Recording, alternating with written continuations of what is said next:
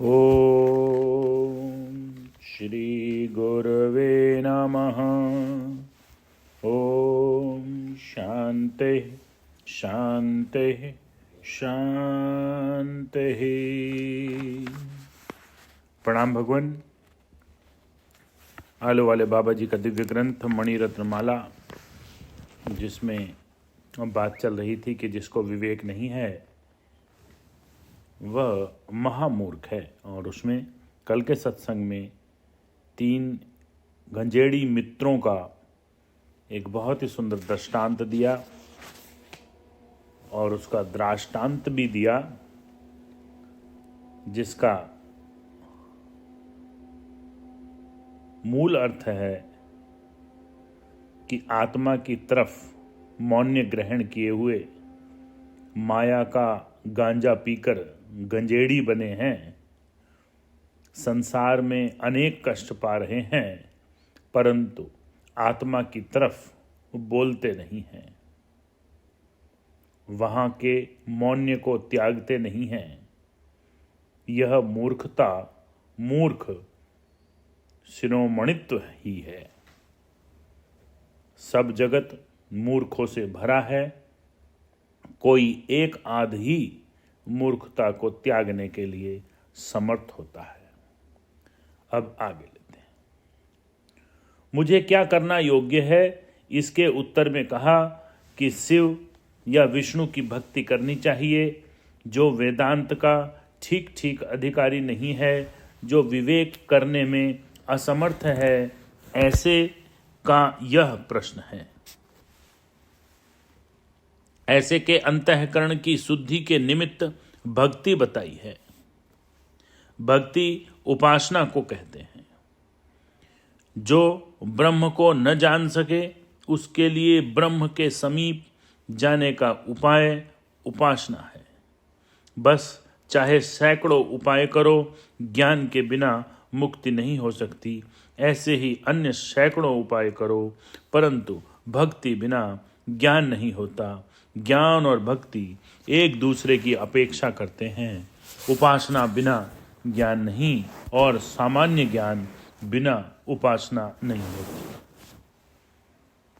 उपासना 2 प्रकार की है, सगुण उपासना और निर्गुण उपासना। इन्हीं का नाम अपरा और परा भक्ति है। ये दोनों प्रकार की उपासनाएं साथ साथ हों ऐसा नहीं है। जो निर्गुण की उपासना करता है वह उसे करे, और जो उसे करने में असमर्थ हो वो सगुण की उपासना करे।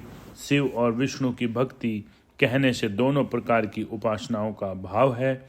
शिव का जहाँ जहाँ वर्णन है वहाँ वहाँ बहुत से निर्गुण रूप से है और विष्णु का सगुण भाव से है।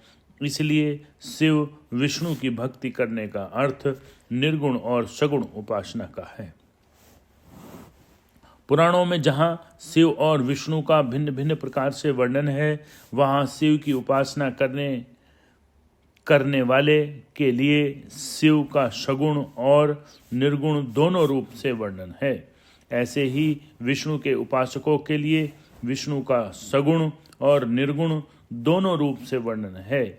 ऐसे स्थान पर नाम गुण अगुण से भी अंतिम तत्व एक ही रखा गया है। सगुण उपासना भक्ति में भी साकार और निराकार स्थूल गुण रहित है।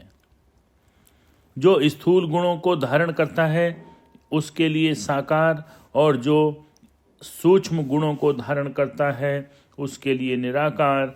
ऐसे ही निर्गुण में भी 2 भेद हैं। निर्गुण रहित और का जो एक गुण है वह सूक्ष्म है, और सगुण निर्गुण के भाव रहित, सगुण की अपेक्षा रहित निर्गुण तत्व रूप है। प्राचीन काल में जो उपासना की विधि थी उसके बदले पुराणोक्त भक्ति की विधि हाल में विशेष प्रचलित है। उसमें अपरा भक्ति के 9 भेद इस प्रकार बताए गए हैं। श्रवण, कीर्तन, स्मरण, पाद सेवन, अर्चन, वंदन, दास भाव, सखा भाव और आत्मसमर्पण। 9 हो गए।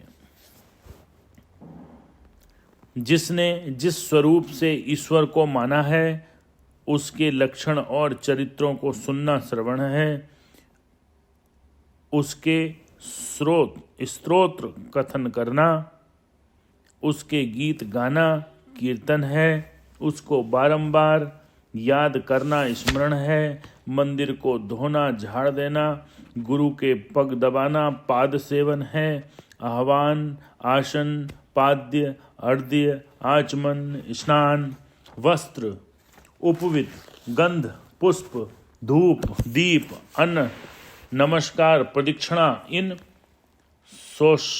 शोषण उपचारों से पूजन का अर्चन है।